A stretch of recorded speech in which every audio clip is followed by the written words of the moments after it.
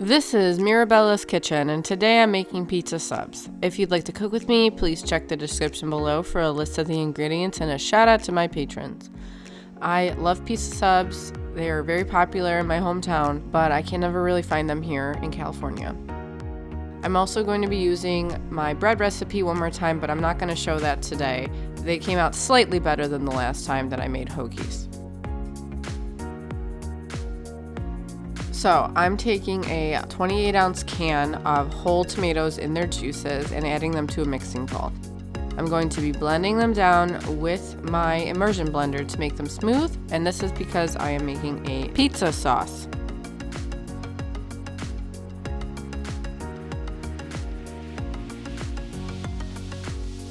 After they're smooth, I'm going to set them aside and start preparing some aromatics that will be going into the sauce.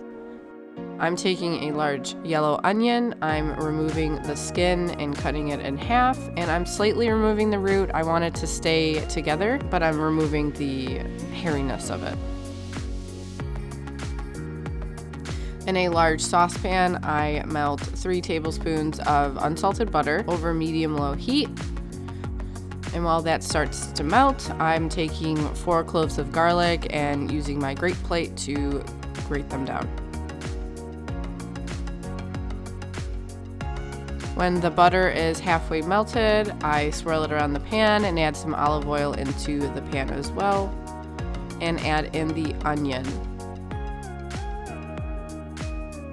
I don't want onion in my pizza sauce, I just want the flavor. And I'm also adding in some dried oregano, about a teaspoon's worth. This is being added early because dried herbs will rehydrate in the sauce. I add in about 1/4 teaspoon of red pepper flakes, and then I add in the garlic. I will also add in the tomatoes.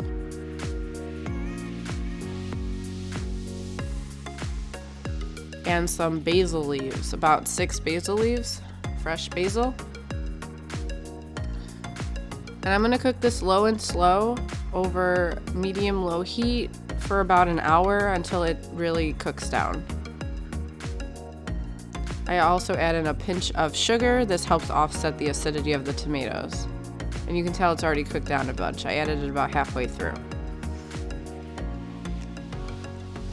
I'm going to prepare my ingredients for the pizza sub. So I'm using a mandolin to cut a stick of boar's head pepperoni.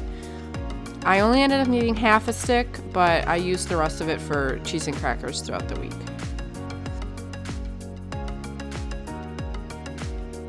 I also shred mozzarella cheese. I had way too much cheese left over. I only needed about 2 cups worth.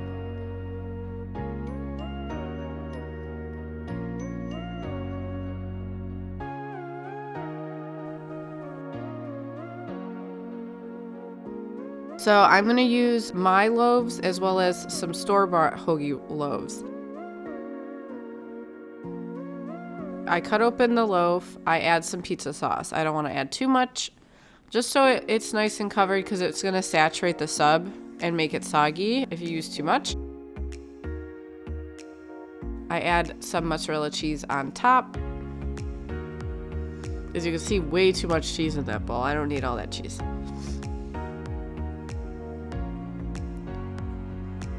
And add some pepperoni. Of course, you can add any toppings you like on your pizza.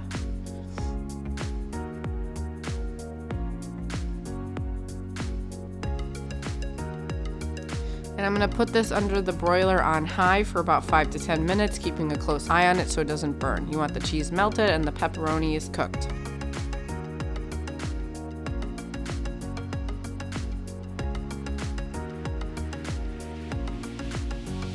And I wrap the sub in tin foil and I'm going to cut it in half. And it's really hot still because it's just under the broiler, so we use a oven mitt. And that is the store-bought hoagie. Though it looks symmetrically better, it was way too bready, and my hoagie rolls just tasted a bit better.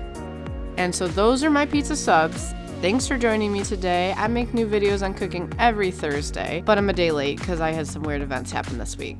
Please support me on Patreon and on Facebook at Mirabella's Kitchen.